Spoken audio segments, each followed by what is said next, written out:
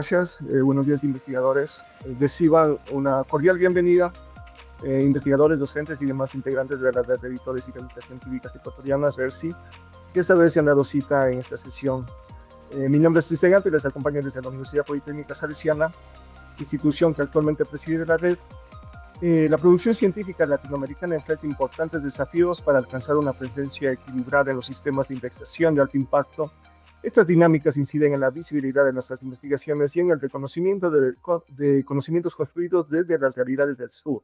En esta charla reflexionaremos sobre la subpresentación de estas perspectivas y sobre los desafíos editoriales que enfrentan las revistas jurídicas latinoamericanas. Para inaugurar esta jornada, invitamos al doctor Ángel Torres, delegado de la presidencia de la RERSI, a compartir unas palabras de bienvenida. Adelante, doctor, bienvenido. Gracias. Muy bien, muchas gracias, Cristian. En primer lugar, quiero extenderles el saludo de nuestro rector y también presidente de la red, el padre Juan Cárdenas Tapia. Cabe mencionar igualmente que la UPS ayer cumplió 32 años de existencia, lo cual estamos muy felices de poder extenderles esta gran noticia y esperemos que sigamos sumando años. Por otro lado, quisiera también saludar con mucho cariño a Maribel, que justamente el día martes estuvimos en la UTE y nos estuvo haciendo un recorrido muy chévere y con grandes expectativas para el evento que se aproxima en septiembre. Como ustedes ya sabrán, por la cantidad de emails masivos que hemos enviado, tenemos RERSIE y CREX desde el 22 hasta el 25 de septiembre.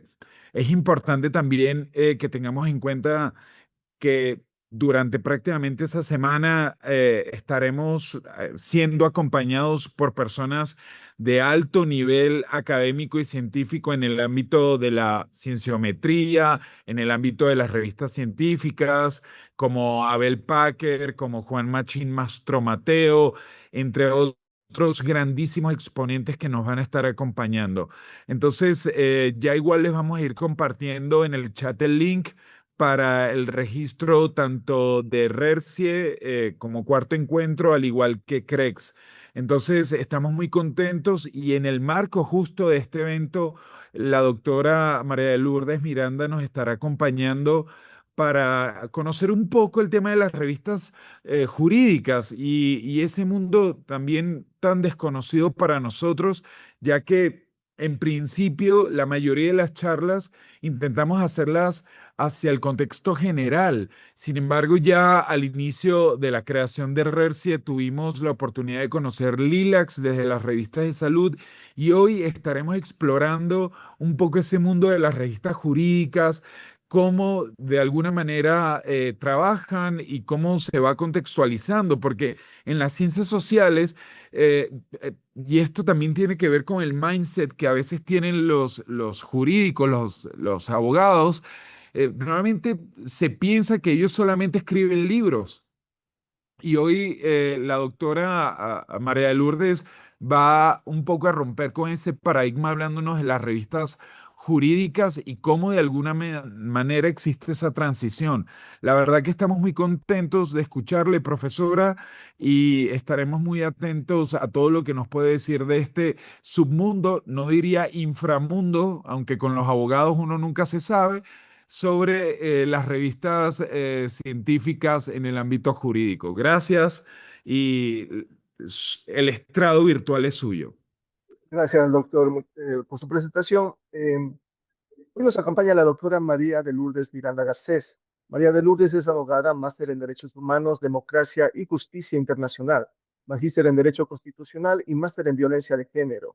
Es doctora en Derechos Humanos por la Universidad de Valencia. Es editora general de la revista Derecho y Sociedad de la UTE.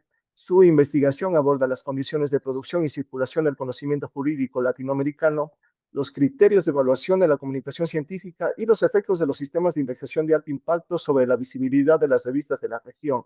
Ha desarrollado consultorías para PNUD, UNICEF, UNOPS y ONU Mujeres. Muchísimas gracias, doctora, por permitirse este espacio y también muchísimas gracias a todos los participantes de la red que se han dado un espacio en sus agendas para participar de una nueva charla a ver si su experiencia, doctora, permitirá analizar esta problemática desde una perspectiva crítica y editorial, especialmente relevante para los integrantes de la red.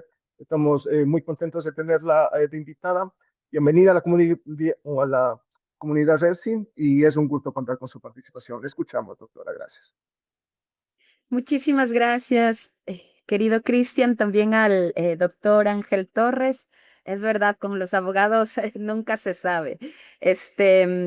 Bueno, yo en primer lugar quiero agradecer a la RECIE. Es un gusto poder compartir este espacio de reflexión. Cristian, si usted me va ayudando con la presentación, le agradezco también muchísimo. Les traigo este tema de la subrepresentación de las epistemologías del sur en los sistemas de indexación de alto impacto.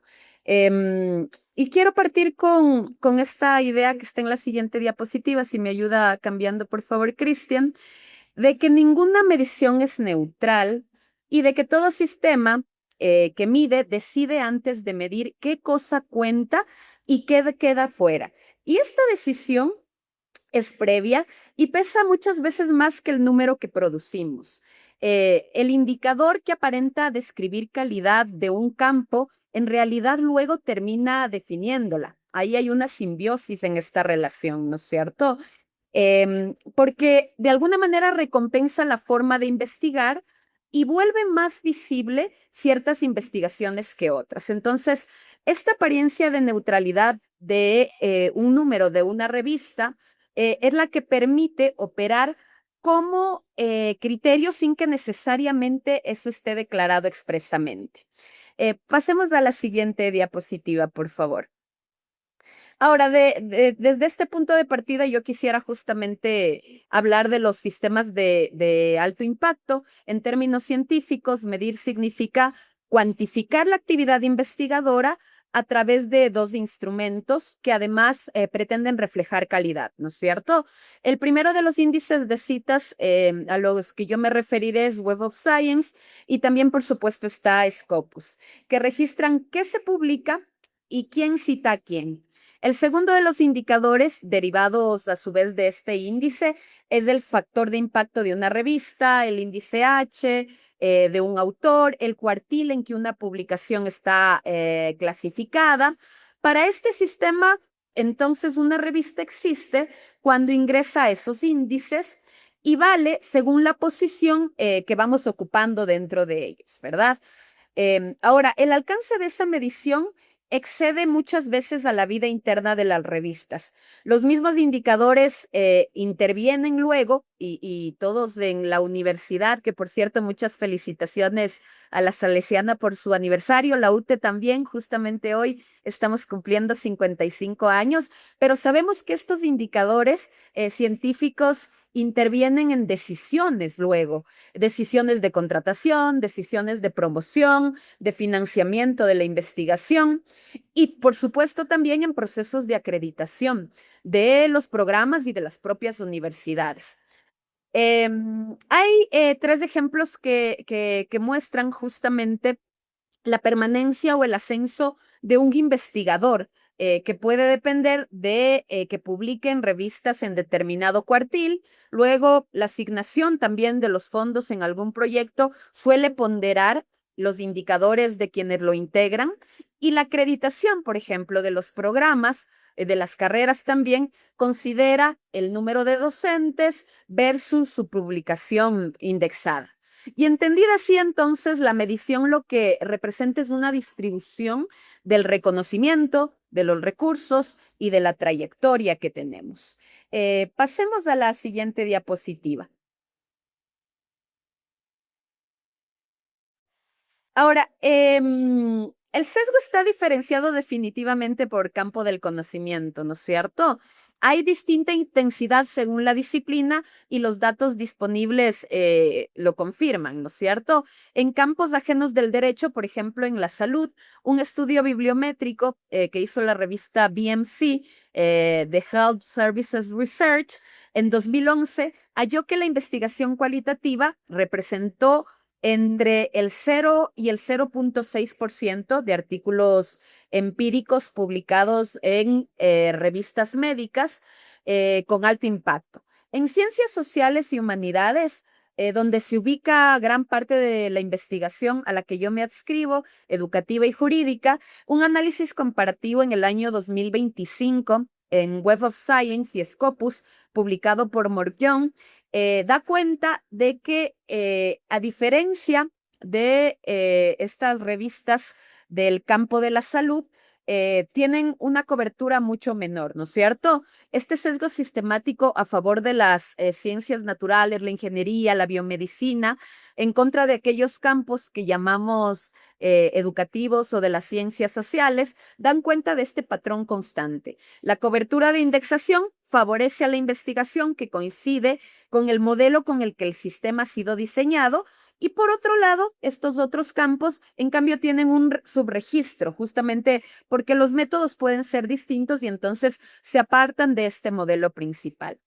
Y el derecho definitivamente ofrece una visión extrema de este problema común. En la mayoría de campos, vamos a ver que el sesgo generalmente tiene que ver con el método, como adelantaba, el idioma también y la región. Cierta investigación jurídica pues hace algo más radical todavía, porque descarta un modo de conocer el mundo entero. Yo al principio hablaba de epistemologías del sur, justamente porque un estudio, por ejemplo, sobre la manera en que una comunidad indígena resuelve sus propios conflictos con sus propias autoridades, bajo sus propias reglas, se enfrenta a estos criterios de cientificidad que las revistas de alto impacto no necesariamente internalizan. Ahí yo quiero un poco traer a Boaventura de Santos Sousa, que lo explica a través de algo que él denomina la línea abismal. Esta línea abismal quiere decir que el saber jurídico tiene esta suerte de jerarquización. Y hay una jerarquización, ciertamente, de lo que nos viene de Occidente versus lo que producimos desde el propio sur, históricamente, pero también actualmente. Al saber jurídico comunitario no se lo trata muchas veces como ciencia, sino como una versión menor, algo incluso que a veces queda fuera de lo que se reconoce como conocimiento. Y la distancia entre penalizar un trabajo y no reconocerlo como conocimiento, pues ciertamente es grande, ¿no? Y a ello se añade otra operación, porque el saber justamente carece muchas veces desde las epistemologías del sur de formatos de ciencia occidental y queda expuesto a que sea extraído, por eso hablamos también del extractivismo epistemológico, puede ser reformateado desde la academia del centro, ¿no es cierto? Entonces, hay, y en ciencias jurídicas de esto lo vemos latente, vamos a ver unos ejemplos posteriormente, pero por ejemplo, todo lo que hoy se habla de justicia restaurativa que nos viene de Canadá, en realidad también encuentra procesos propios dentro de las comunidades indígenas. En todo caso, esta lógica del extractivismo epistémico, la autoría del sur, reemplazada por el norte, y estos conceptos son importantes como poder diferenciarlos para capturar de manera correcta los fenómenos que tenemos. Porque junto con esta subrepresentación geográfica que ciertamente existe, que el real, que se puede traducir muchas veces con traducción, con visibilidad, con incorporación de recursos, hay todavía una exclusión que es más profunda, que es de este orden epistémico que estoy tratando de explicar, que decide de antemano qué cuenta y qué no cuenta como conocimiento válido. Entonces, distinguir ambos planos es una condición para entender luego qué podemos hacer y qué no, y cómo una revista puede enfrentar todos los desafíos que miden los sistemas de alto impacto. Vamos a la siguiente diapositiva, por favor, Kristen. Ahora, por eso yo también quiero partir de estos conceptos, ¿no es cierto? Hay tres nociones en el campo jurídico que se confunden hoy como si fueran una sola, pero en realidad son diferentes. La producción del sur global, las epistemologías del sur y el pluralismo jurídico son todas tres realidades distintas, cuya distinción, como decía, son como necesaria. ¿Qué entendemos por producción del sur global? Esta es una categoría geográfica. Nombra el conocimiento generado desde las instituciones situadas en el sur, con independencia de su método o de su marco teórico. Un artículo, por ejemplo, de dogmática comparada de alto nivel, muchas veces escrito por universidades en el sur global, digamos una universidad ecuatoriana, pertenece a esta categoría, ¿no es cierto? Su subrepresentación en los sistemas de alto impacto, el real, y como decíamos antes, suele corresponder sobre todo a la lengua, a la región, a los recursos que tenemos para investigar, y no mucho a la posición epistémica de quien escribe. En otras palabras, esta categoría es frecuente, pero no se puede tratar cualquier trabajo latinoamericano como si encarnara una epistemología alternativa, que no sea de Occidente. Por eso tenemos este otro concepto que es las epistemologías del sur. Esto, en cambio, es una categoría epistémica y ahí está la diferenciación decisiva, ¿no es cierto? No designa el conocimiento producido desde el sur geográfico, sino que nombra todos estos conocimientos que nacen de experiencias que muchas veces resisten al colonialismo, al capitalismo, al propio patriarcado. Saberes que la ciencia moderna descartó y calificó como no conocimiento. El concepto entonces que organiza esta idea, como les contaba antes, es la línea abismal, que divide, que cuenta como conocimiento válido de aquello que sencillamente es inexistente, y su reverso es la ecología de saberes, la justicia cognitiva, el pluralismo jurídico, en el caso de nuestra región andina, el pluralismo jurídico indígena. Y lo decisivo aquí pasa a ser qué sujeto conoce y desde qué experiencia, y no por la latitud donde se investiga, ¿no es cierto? No por el lugar desde donde se produce, sino justamente por el contenido. Ahora, perdón, querido Cristian, creo que estamos pasando justamente. Todavía no terminamos uno de los conceptos que son muy importantes, que es el del pluralismo jurídico, que es ese terreno donde ambas categorías se cruzan. Entonces, nombra la copresencia de, por una parte, órganos normativos distintos en un mismo espacio, cada uno con sus fuentes, cada uno con sus autoridades, cada uno con sus criterios de validez. La literatura regional, vamos a ver que distingue esto en tres planos. Uno, como teoría de coexistencia, como observación empírica de las normas que reclaman obediencia, y también como fundamento de acción reivindicatoria de los pueblos. El saber jurídico comunitario resulta a la vez situado geográficamente, pero al mismo tiempo es descartado epistémicamente por el positivismo estatal.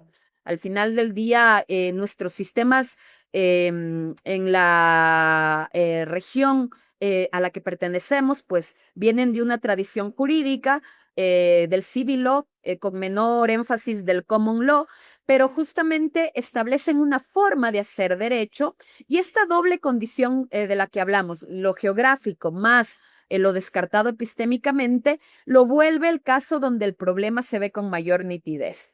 Y aquí es importante también hablar de estas miradas decoloniales, ¿no es cierto? Ahí podemos hacer algunas precisiones desde los diferentes enfoques que se le puede dar a lo decolonial, pero lo decolonial nombra una corriente teórica que analiza la matriz modernidad y colonialidad, mientras que cuando hablamos de descolonización, y ahí a mí siempre me gusta traer a colación a Rivera Kuzukangi, en términos de que designa una práctica situada de transformación. Y un poco confundir las dos puede diluir, y esta distinción también es muy importante, porque el argumento que reclama descolonizar en un procedimiento concreto el de la evaluación editorial, no solo se trata de enunciarlo, de teorizarlo, sino de incorporar prácticas dentro de las revistas a través de las cuales realmente se dé esta descolonización. Ahora, cuando nosotros hablamos de la exclusión epistémica, no es el derecho comparado de vanguardia que pertenece a la producción del sur y se ajusta sin dificultad muchas veces al canon metodológico dominante, a pesar de que, como ya señalaba Ángel, hay resistencias en todo el campo jurídico para adscribirse a las publicaciones a través de revistas científicas. Esto no es una apreciación mía subjetiva, sino que tenemos estudios al respecto. En nuestra región, por ejemplo, Charles justamente habla en el año 2024 de cómo las publicaciones en el campo jurídico han ido creciendo, pero todavía son menores que otras ciencias sociales. Vamos a mirar que justamente un sistema de indexación puede terminar incorporando, sí, trabajos de vanguardia escritos desde el sur, pero de todas formas seguir dejando afuera por su forma a otros saberes jurídicos que nacen de estas experiencias que llamamos de epistemologías del sur, ¿no es cierto? La primera exclusión, digamos que es más fácil de abordar, porque se puede, como hemos dicho, muchas veces corregir con mayores recursos, mayor visibilidad, la traducción, apuntalar ya a los métodos, a las formas que tienen las revistas de alto impacto, pero la segunda cosa toca la definición misma de lo que se conoce como ciencia, y entonces esto es un poco más retador. Vamos a la siguiente diapositiva, por favor. Una vez que hemos separado estas tres categorías, la tesis que yo esgrimo justamente gana como más precisión y no busca, porque a veces puede sonar así, ¿no? No busca sonar a un reclamo de carácter gremial o una romantización del pasado. Eh, lo que yo quiero poner de manifiesto es justamente que los sistemas de alto impacto representan una región por esta lengua, por esta forma de estar en el mundo, pero también por algo más, ¿no es cierto? Estos sistemas reproducen entonces la línea abismal de la que habla Santos cuando tratan como no científico al saber jurídico que carece de forma positivista. Hay todo un derecho que es consuetudinario. Y la geografía sí explica parte de este problema y parte de ese problema ya se corrige con los metadatos en inglés, con la presencia en las bases, pero la epistemología es la que explica esa otra parte del problema que no se resuelve con las traducciones, ¿no es cierto? Vamos a la siguiente diapositiva, por favor. Ahora, este razonamiento se puede ordenar justamente como algo que hacemos muchísimo los abogados, que es un silogismo. Es esta la lógica que nosotros aplicamos y que es la forma en la que el derecho encadena sus razones, ¿no es cierto? Entonces, a manera de silogismo, yo quisiera presentar justamente lo que sucede para reflejar este fenómeno. El sistema de indexación define que es científico con dos exigencias. Pide que la investigación siga un método, generalmente el método científico, que incluye una dimensión empírica. Ya sabemos que en las ciencias sociales esto también tiene sus matices, pero en todo caso, de las ciencias que tienen mayor representación en los sistemas de alto impacto, esta es una realidad, ¿no es cierto? Entonces, partimos de una hipótesis, de unos datos que se publican en las revistas del propio circuito y que son citadas dentro de él. Los saberes jurídicos y sobre todo los saberes jurídicos desde las epistemologías del sur de carácter comunitario no cumplen con ninguna de las dos. No van a adoptar ese método y no circulan en esas revistas. Al menos no a priori, ¿no es cierto? Por supuesto, estamos haciendo esfuerzos por también visibilizarlas en estos espacios. Y el trabajo entonces queda fuera de lo científico, aunque puede ser riguroso, porque lo que miden los sistemas no necesariamente es solo el rigor, sino la forma y la pertenencia al propio circuito.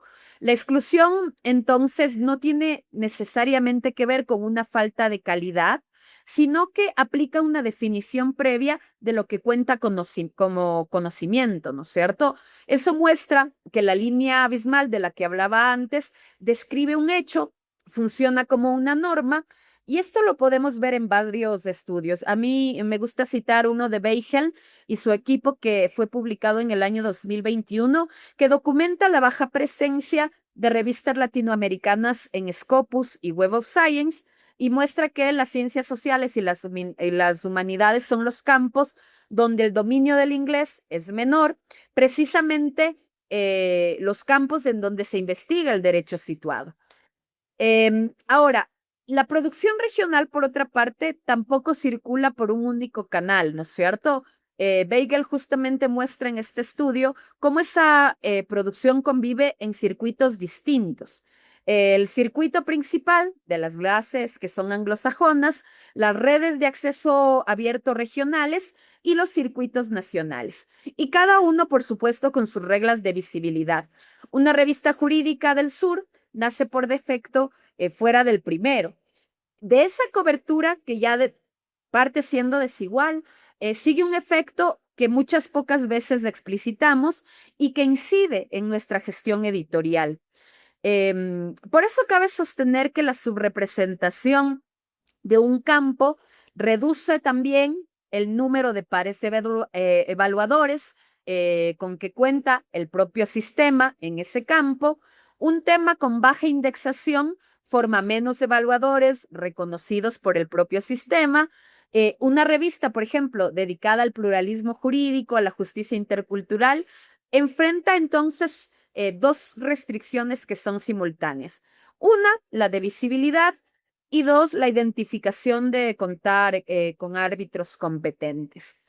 La calidad del arbitraje, además, luego figura entre las condiciones que las bases de alto impacto exigen para la admisión. Y entonces es que se genera este círculo vicioso, el círculo se retroalimenta, porque la identificación de un par capaz de evaluar con competencia un trabajo sobre el derecho propio puede demorar un tiempo mayor. La investigación sobre los tiempos y los sesgos justamente de los que nos habla Horta en una publicación que hizo en 2024, documenta cómo el conocimiento indígena y no occidental encuentra dificultades considerables para integrarse a la ciencia global, sobre todo en las ciencias sociales y en las humanidades.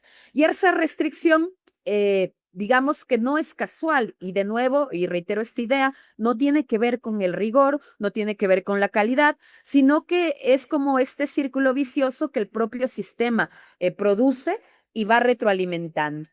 Vamos a la siguiente diapositiva, por favor, Cristian. Ahora bien, yo he hecho un ejercicio bibliométrico muy simple para esta ponencia que nos permite un poco diagnosticar de manera general lo que la evidencia concreta da cuenta. Esta consulta que yo hice de descriptores en la base Scopus con una ventana de 2015 a 2025 da cuenta de que el pluralismo jurídico arroja 1963 documentos, la justicia indígena 160 documentos y el control de constitucionalidad, un tema canónico que sirve de contraste, 667 resultados. La justicia indígena, central para el derecho en la región, aparece 4 veces menos, entonces, que un tema convencional del constitucionalismo. Y el dato decisivo surte más bien cuando nosotros identificamos quién firma esos trabajos. Filtrando la afiliación institucional de los países andinos, Ecuador, Bolivia, Colombia, Perú, Venezuela, vamos a encontrar que la producción andina representa solo el 3% de los trabajos mundiales sobre pluralismo jurídico y 2% sobre el control de constitucionalidad. El pluralismo jurídico andino, entonces, se teoriza en su enorme mayoría por fuera de nuestra propia región, fuera de los Andes. Y la exposición de la justicia indígena, donde la producción andina sube al 23%, por tratarse de los temas más ligados a nuestro territorio, pues da cuenta de que el sistema indexa menos en términos absolutos con apenas 160 documentos en 11 años, ¿no es cierto? Es decir, de este universo que habíamos visto inicialmente de 1963, del pluralismo jurídico dentro del mismo, cuando hablamos ya de la región andina y de la justicia indígena, vemos esta total subrepresentación. Vamos a la siguiente diapositiva, por favor. Ahora, también era interesante como no solo mirar Scopus, sino también hacer este contraste con bases regionales que ciertamente confirman el patrón. En Redalic, la justicia indígena duplica su peso relativo con respecto a Scopus del 5 al 13% del conjunto de los tres temas y pasa a representar el 8% el pluralismo jurídico que justamente está mucho más subrepresentado en Scopus. Ahora, el tema situado que el sistema de alto impacto relega recupera el peso en el circuito regional, ¿no es cierto? La comparación se establece entre las proporciones internas de cada base y no entra en cifras absolutas, porque las bases difieren en tamaño, lengua, cobertura, en precisión. Entonces, no vamos a atribuir los números a una equivalencia que no tienen. Ahora bien, un análisis reciente sobre la circulación del conocimiento en grandes bases que fue publicado por CIE Gupta en el 2026 en la revista Social Science Information muestra dos cosas que podemos ratificar también con estos datos.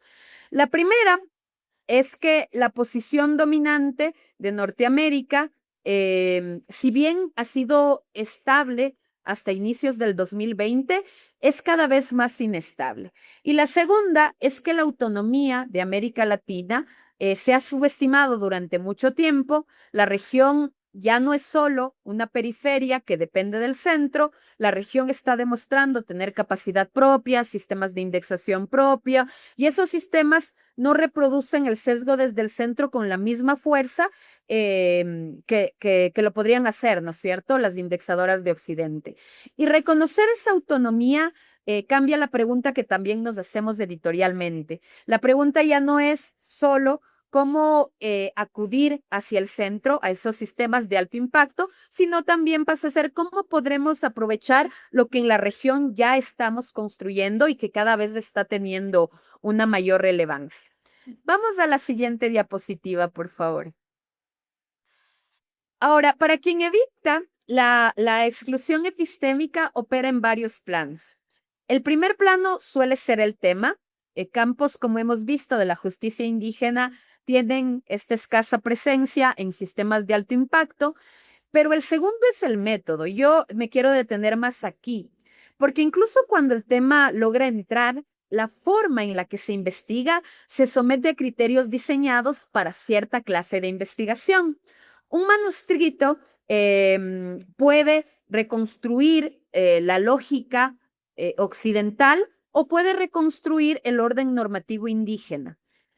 Puede tomarse la experiencia situada como fuente de conocimiento jurídico y ambos pueden llegar a una mesa de evaluación que pide una pregunta de investigación o una hipótesis, datos, contraste, que se clasifica como conocimiento o como artículo de investigación versus qué se clasifica como ensayo, artículo de opinión o literatura, pues justamente tiene una carga que está vinculada con el método. Y en el lenguaje de la indexación, esas etiquetas también implican menor rigor. Un manuscrito no se rechaza por falta de rigor muchas veces, sino por no parecerse al método, a la evaluación que se espera encontrar al arribar este conocimiento.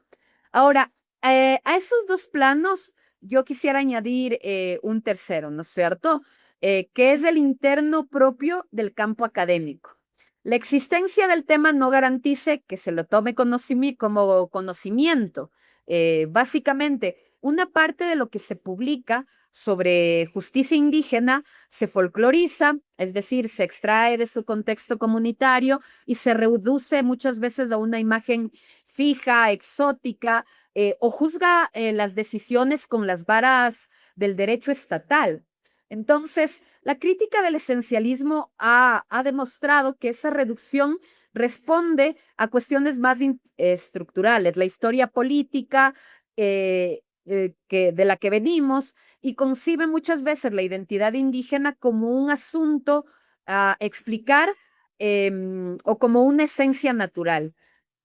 Ahora, esta pregunta sobre quién puede hablar del saber indígena y desde qué lugar, nosotros lo abordamos desde el pensamiento postcolonial, desde la cuestión de la voz del subalterno.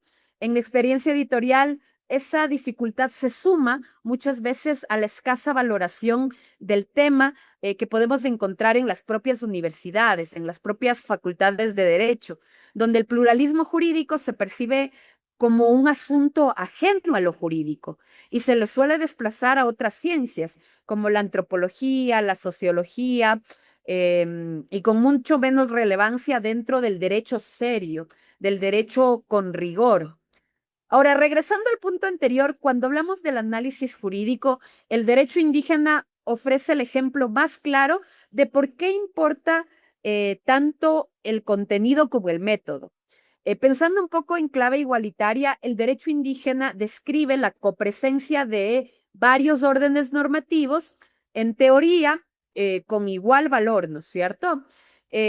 Una revista que se tome en serio esa premisa debería poder recibir manuscritos donde la fuente no es solo la ley y la jurisprudencia, sino que pasa también por fuentes como la decisión de una asamblea comunitaria o una práctica consuetudinaria que es ajena al derecho ordinario. Y evaluar ese material con los criterios del positivismo jurídico determina muchas veces que no se supere el filtro y penaliza justamente aquello que vuelve original a una publicación regional. En otras palabras, la rúbrica que se presenta como neutra ya tomó partido por una forma de derecho, que muchas veces es el derecho del Estado-nación prevalente, el derecho ordinario. Pero hay algo más decidor en cuanto al método, que es la matriz dominante de la que se parte. Métodos cualitativos, cuantitativos, mixtos, todos los métodos operan compartimentados. Nosotros separamos variables en las ciencias sociales, en la ciencia del derecho, aislamos el género del territorio, la niñez de la naturaleza, el individuo de la comunidad. Una encuesta, por ejemplo, mide dimensiones por separado, categoriza, y esa operación de separar en sí mismo la categorización es occidental. Y el conocimiento indígena no solo que no puede ser cognoscible este tipo de separaciones, sino que parte de una forma de estar en el mundo que es distinta, que parte de la relacionalidad.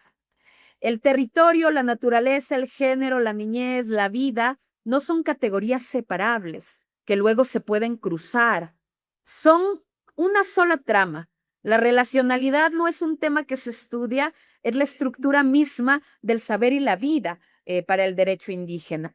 Entonces, la exclusión no es solo en términos metodológicos que te pidan rigor, es que te pidan que partas en pedazos algo que no existe entero. Y cuando lo que partes significa un método para las comunidades indígenas, para el derecho indígena, para quienes pretendemos hacer ciencia desde la relacionalidad, ya no existe ese objeto, porque ese objeto no se puede leer por separado. Entonces, lo que quedaba por conocer, la relación, se pierde justo en un gesto de separarlo para estudiarle. Cuando se estudia desde la lógica de los compartimentos, el conocimiento indígena no cabe porque en sus propios términos, como les decía, es literalmente incognoscible. Vamos a la siguiente diapositiva, por favor. Ahora, también conviene mirar el género desde los feminismos decoloniales, ¿no es cierto? Porque desde ahí aparecen problemas que el enfoque de género general, el enfoque de género de nuevo hegemónico, desde Occidente muchas veces no alcanza a ver. El primero es quien cuenta como sujeto que produce el conocimiento. En las comunidades, los roles de género definen quién habla con autoridad, quién solo puede aportar experiencia, y las mujeres indígenas se las suele leer como fuente de datos, pero muchas veces no como pensadoras. Y esa jerarquía no es que sea ancestral. El feminismo comunitario le explica desde el entronque patriarcal, la alianza entre el patriarcado que ya existía en las sociedades precoloniales y el que trajo la colonia, un pacto entre varones que les quitó a las mujeres su espacio de poder que antes tenían. Y ahí siguiendo un poco a Julieta Paredes, es necesario nombrarlo y sobre todo cuando construimos conocimiento, porque no se puede justamente culpar solo a la colonización de esta invisibilización de las mujeres en el saber jurídico, sino también hay que pensar que dentro de las comunidades opera todavía el patriarcado y que entonces ahí hay desafíos también desde que se pueden abordar desde sus propios principios, ¿no? Ahora, un segundo tema es el objeto. El objeto mismo del derecho también está generizado. Y esto se ve en el derecho indígena que llega a conocerse.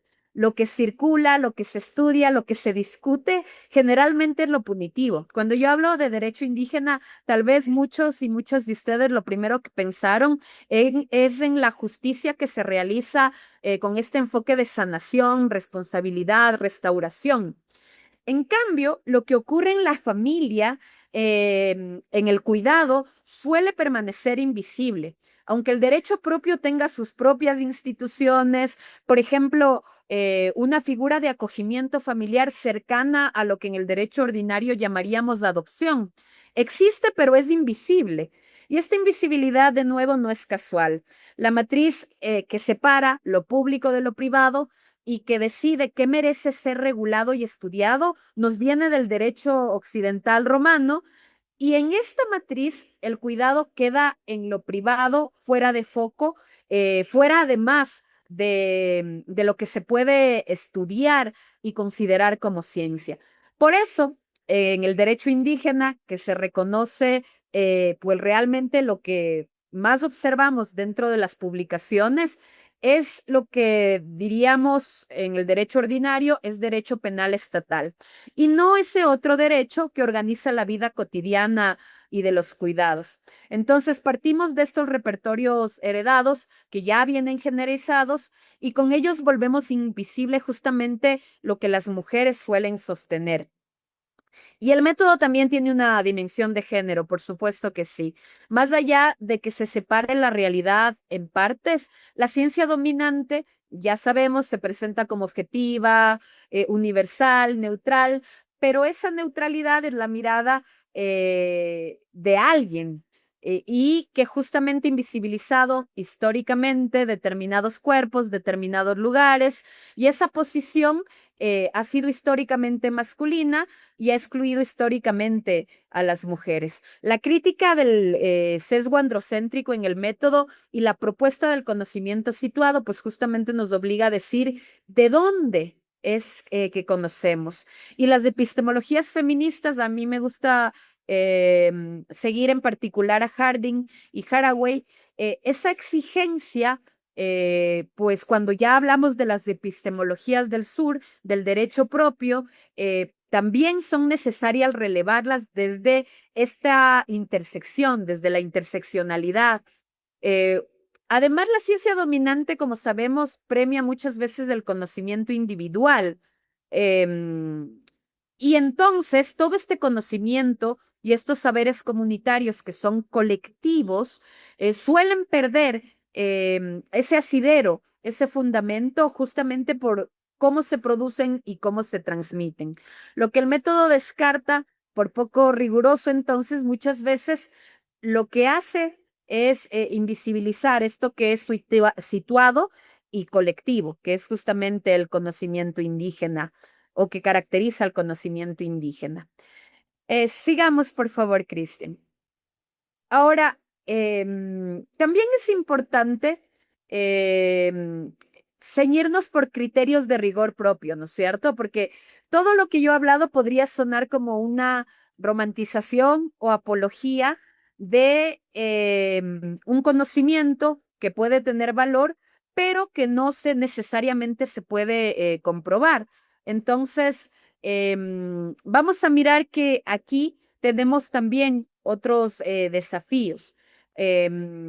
Por ejemplo, si se reconstruye con fidelidad las fuentes normativas de una comunidad, si se dice desde dónde se investiga, quién escribe, si se distingue entre describir el orden propio, de juzgarlo con criterios ajenos, ya estamos aportando a construir este conocimiento, respetando esas epistemologías del sur. Si se aporta una comprensión que solo es transcripción del caso, entonces ciertamente no estamos respetando estos otros conocimientos. Ahora, ampliar los métodos que aceptamos también es sumamente importante.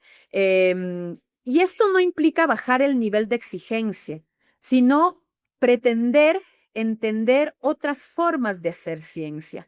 No queremos cambiar el criterio con el que medimos. El nivel tiene que ser el mismo, pero los métodos que se aplican para aprender este conocimiento deben ser diferentes. Igualmente, en términos de la descripción y la valoración que hablábamos hace un momento, pues justamente partir de esta transparencia de los conocimientos situados es algo que podemos incorporar como criterio editorial con el fin de no estar impostando la ciencia, ¿no es cierto?, en el sentido del extractivismo epistemológico.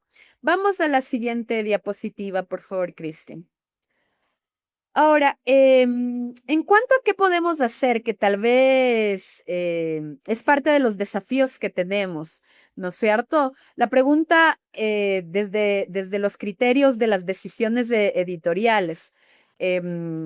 Vamos a mirar que una revista que quiere sostener pluralismo jurídico, género, interculturalidad, como núcleo, define líneas, convoca dossiers y busca de manera activa autoría en esos campos.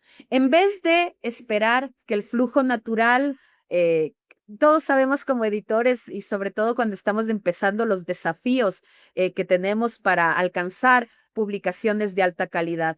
Pero estos desafíos se refuerzan cuando queremos apuntalar estas epistemologías del sur. Yo desde la experiencia concreta en los 2 últimos números en la revista de Derecho y Sociedad UTE, esto se ha logrado justamente a través de el lograr esta vinculación directa con quienes generan este conocimiento y el ir afianzando también las redes con el fin de que se pueda posicionar estas epistemologías. La revista anterior y el número anterior alcanzamos el 0% de endogamia institucional y una cuarta parte de los artículos se publicaron con coautoría internacional. Y esa composición, digamos, no fue al azar, sino que sale de una decisión de convocatoria.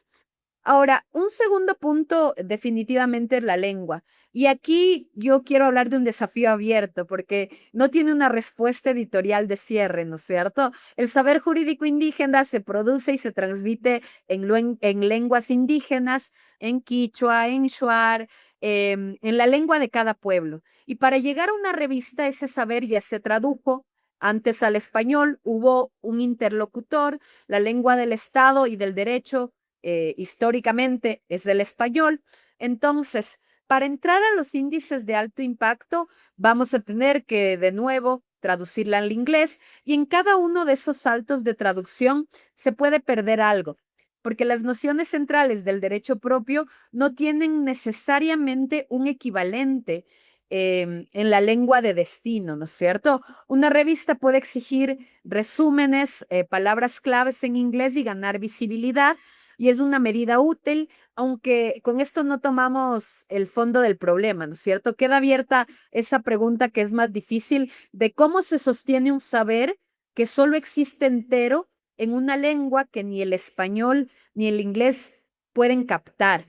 El tercer punto es quién evalúa. Y aquí la salida tropieza, digamos, con este mismo problema que tratamos de resolver. Para que un trabajo de derecho propio, de derecho indígena, reciba una lectura competente, hace falta un par que le reconozcamos al nivel en ese campo. Y esos pares escasean justamente porque el campo está desvalorizado. Una revista puede buscar solvencia fuera del circuito indexado, en redes regionales, en programas de posgrados en el área, en la propia comunidad de autoras y autores que ya van incorporándose. En la revista Derecho y Sociedad UTE, en el campo del derecho indígena, estamos orgullosos de que ya tenemos 46 pares de evaluadores en esta materia, pero hay un límite que es importante y hay que decirlo. Muchas veces quien mejor conoce el derecho de una comunidad es la comunidad en sí misma. Y el sistema no reconoce o no tenemos los mecanismos de cómo incorporarlos como pares evaluadores, porque no tiene ni los títulos ni las credenciales que en la academia exigimos. Entonces, la autoridad para evaluar está definida de tal modo que muchas veces deja fuera a quienes más saben. Y el cuarto punto es la infraestructura regional, ¿no es cierto? Aquí la región ofrece algo que el real, que ya decíamos hace un momento, existe un marco propio de evaluación, el Foro Latinoamericano sobre la Evaluación Científica desde 2022, la evaluación científica en la Declaración de San Francisco defiende la bibliodiversidad, defiende el ser multilingües, y a eso se suma también, pues ciertamente el acceso abierto, modelos como Redalic o Amelie, que evalúan el trabajo por su calidad y no la revista donde aparece, según podemos observar en las declaraciones que hacen estas indexadoras. Ahora, con ese marco, una revista puede ganar visibilidad, trazabilidad en las bases regionales y luego puede postularse a los sistemas de alto impacto. Pero ahí hay un límite, ¿no es cierto? Esa infraestructura depende de financiamiento público, que casi siempre suele estar amenazado, y quedarse solo en el circuito regional se vuelve al final del día un encierro del que la producción no sale. Entonces, la región ha construido una alternativa y es una alternativa que tenemos que seguir defendiendo para que siga existiendo, pero siempre todavía el horizonte está en los sistemas de alto impacto y entonces también ahí tenemos como que repensar cómo podemos llegar ahí un poco proponiendo también estas otras cuestiones que hemos visibilizado en esta presentación.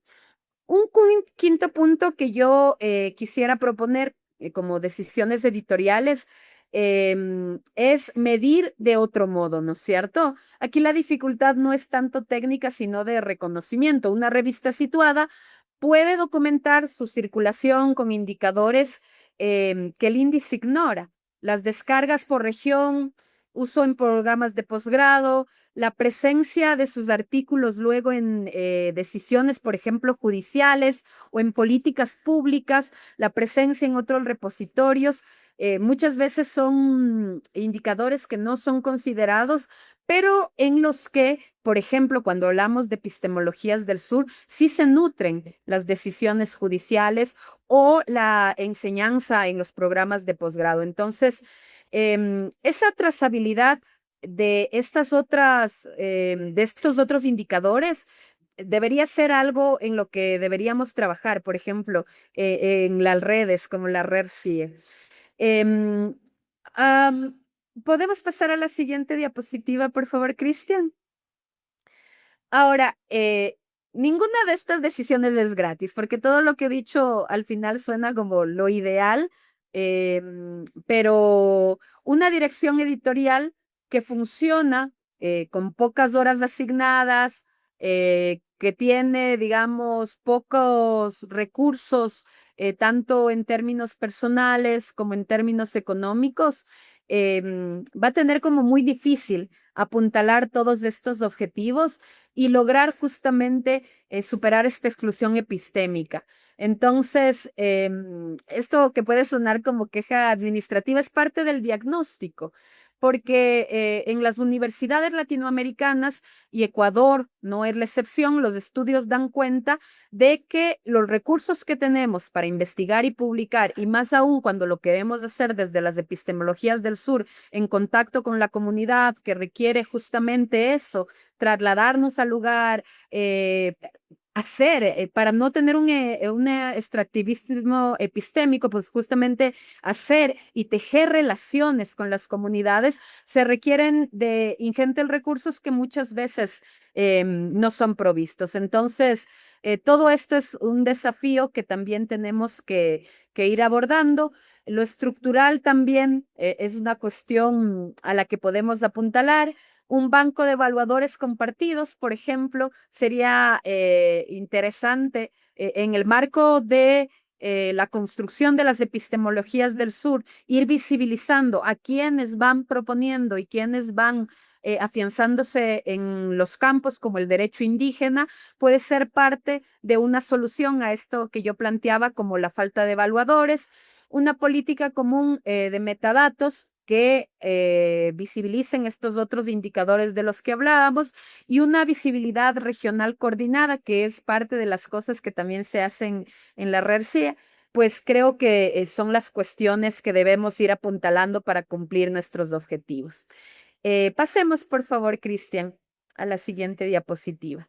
Ahora, cuando hablamos de estos temas, muchas veces se piensa o se suele decir que aceptar más métodos y crear más rutas de indexación propias es bajar el nivel y proteger la producción regional muchas veces se lee como un discurso identitario también. Si el pluralismo jurídico, la justicia indígena tienen pocas citas, podría decir alguien, es que producen menos conocimiento. Y lo que hace la métrica es solo reducir ese conocimiento limitado.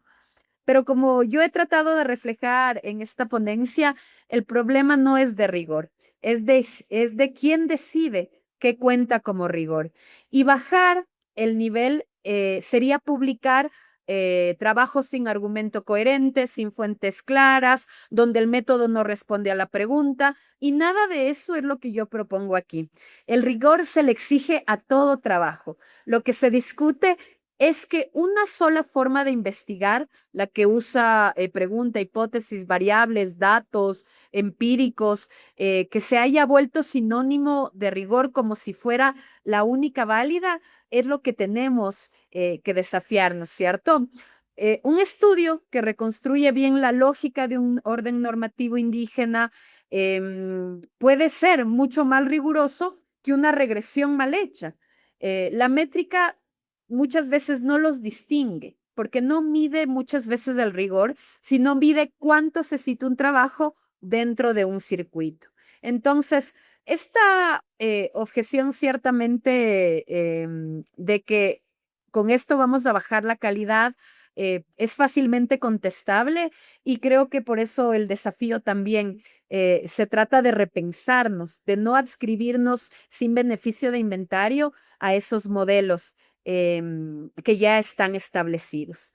Yo quisiera solo cerrar, perdón, Cristian, podemos pasar a la última diapositiva. Yo solo quisiera pensar, terminar con esta reflexión. Se suele pensar que cuando nosotros hacemos derechos humanos, género, interculturalidad, asumimos como revista esa carga por convicción y ya estamos desde el principio en desventaja. Y yo creo que lo que hemos conversado muestra lo contrario. Una revista jurídica latinoamericana tiene que partir desde un enfoque de calidad y tenemos que decidir qué se publica, el método que se puede, que son valorables, la relación que tiene la revista con la comunidad, pueden ser parámetros que se pueden incorporar dentro de esas decisiones editoriales. La idea no es que con el fin de alcanzar ese horizonte de los sistemas indexados, abandonemos esos enfoques y esas miradas de las que partimos, porque si bien podemos llegar a la indexación en esos sistemas, podemos perder nuestro sentido propio. En esa línea también yo quisiera apuntalar esta idea del desafío de fondo que es resistencia epistémica. El conocimiento es poder, y es un poder que puede emancipar o puede oprimir, según a quién se le reconoce como autoridad para producir conocimiento. Y sostener el conocimiento jurídico propio, el de las comunidades, el de las mujeres, el de las infancias, y disputar su lugar frente al que se declara universal, es una forma de resistir. A mí me encanta esta frase de Santos, de no hay justicia social sin justicia cognitiva. Sí que los saberes que el sistema declaró inexistentes recuperen su lugar. Y en el Ecuador, en nuestra región también andina, en países que nos declaramos plurinacionales, esto tiene consecuencias prácticas. Si el Estado reconoce que en su territorio conviven varias naciones con sus derechos, con sus propias formas de entender qué es justicia, entonces una revista jurídica puede ser una herramienta para la construcción de ese Estado, un lugar donde el pluralismo se investiga, se discute, se toma en serio como derecho, y editar en estos campos también es sostener eso, un espacio donde el conocimiento que fue negado históricamente puede existir. Hasta ahí sería mi presentación, querido Cristian. A todos y todas quienes han escuchado, también les agradezco muchísimo. Muchísimas gracias, doctora. Ha sido muy valiosa la información, sobre todo conocer la perspectiva de las revistas jurídicas. Tenemos algunos comentarios, preguntas que nos han hecho a través del chat. Muchas gracias a todos los que se han hecho presentes. José P. nos dice, ¿qué cambios deberían promover los sistemas de indexación de alto impacto para garantizar una evaluación más inclusiva y representativa de la diversidad epistemológica en la investigación jurídica? Creo que hablamos de algunos, ¿no? A mí siempre me parece como interesante este divorcio que existe entre el conocimiento que se genera a través de la jurisprudencia, es decir, cuando ya se aplica el derecho, que integra la doctrina. Una de las fuentes del derecho es la doctrina, y en esa medida el que no se tome en cuenta cómo las y los jueces van integrando dentro de sus criterios todo esto que se produce en la literatura científica jurídica, creo que es un abismo gigantesco.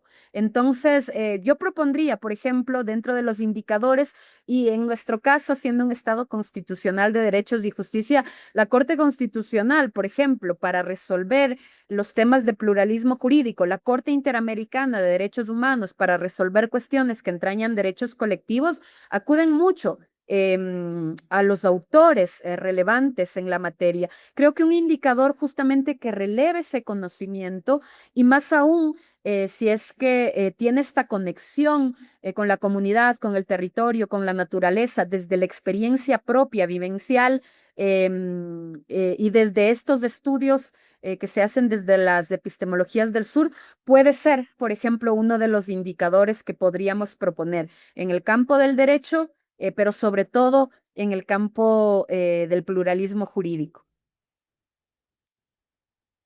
Perfecto, doctora, muchas gracias. Tenemos una consulta más de Moisés Payo. Dice, ¿cuáles son los principales desafíos editoriales que enfrentan las revistas latinoamericanas para cumplir con los criterios de los sistemas de indexación de alto impacto?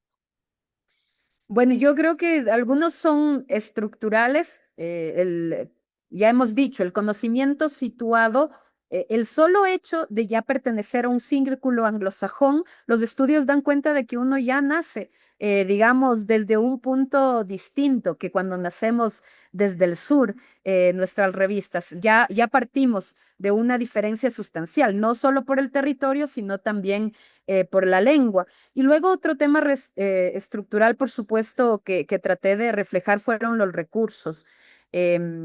Ciertamente las limitaciones que tenemos en las universidades de la región para la investigación y para la producción científica versus lo que podemos encontrar en las universidades del norte global es sustancialmente distinto. Entonces, desde aquí, por eso también toda la innovación parte desde otras perspectivas, y las redes son ciertamente un mecanismo a través de las cuales podemos ir cerrando esas brechas. Y yo por eso aplaudo espacios como el nuestro, el de la red CIE, porque justamente nos permite ir enfrentando esos desafíos estructurales cuando tienen que ver con recursos. Perfecto, doctora. Por cuestiones de tiempo vamos a la última consulta. José Chávez dice, ¿cómo puede una revista fortalecer su identidad desde las epistemologías del sur sin comprometer los criterios exigidos por los sistemas internacionales de indexación? Yo creo que esta es una reflexión que desde nuestra revista hacemos todos los días, porque por supuesto estamos apuntalando a que se pueda indexar en un sistema de alto impacto. Tenemos toda una planificación de cara a poder llegar a Scopus, pero sí observamos cómo esto impacta dentro de este otro contacto que queremos hacer con autores que pueden ser relevantes dentro de las propias comunidades, a quienes también les incentivamos a investigar y producir. Creo que no puedo tener una varita mágica para responder, pero por ejemplo, de nuevo, el generar estas redes, el poder conocernos, el poder apuntalar acciones conjuntas para suplir las brechas más urgentes, nos van a medir por los pares evaluadores. Entonces, estamos trabajando justamente en eso, en no solo contar con las redes nuestras de pares evaluadores, sino irnos adscribiendo a redes que ya existen no solo en la región de América Latina, sino también en otras regiones del TUWEL, por ejemplo, de derecho internacional de los países del tercer mundo, redes que también apuntalan a otras formas de hacer derecho, como derecho islámico, y que ciertamente lo que permiten es generar este bloque conjunto y contar con herramientas que ya no solo se construyen desde nuestros espacios,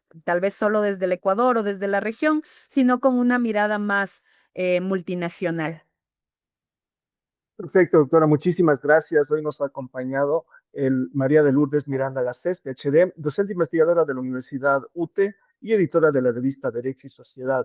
Doctora, realmente reiteramos nuestro agradecimiento. No sé si tiene algún comentario o invitación final que quisiera hacer a la comunidad. Resi. Muchísimas gracias. Sí, muchísimas gracias, Cristian. Como ustedes saben, estamos próximos al 17º Congreso Internacional de Revistas Científicas, CREX 2026, que se va a realizar por primera vez aquí en el Ecuador. Se va a realizar del 23 al 25 de septiembre en nuestra universidad, en la UTE. Entonces, primero, invitarles, acogerles con los brazos abiertos. Lo estamos organizando junto con Civago, que es el principal encuentro iberoamericano dedicado a la edición científica, y contarles también qué ejes temáticos vamos a abordar. Vamos a abordar inteligencia artificial, ciencia abierta, evaluación editorial y diversidad lingüística.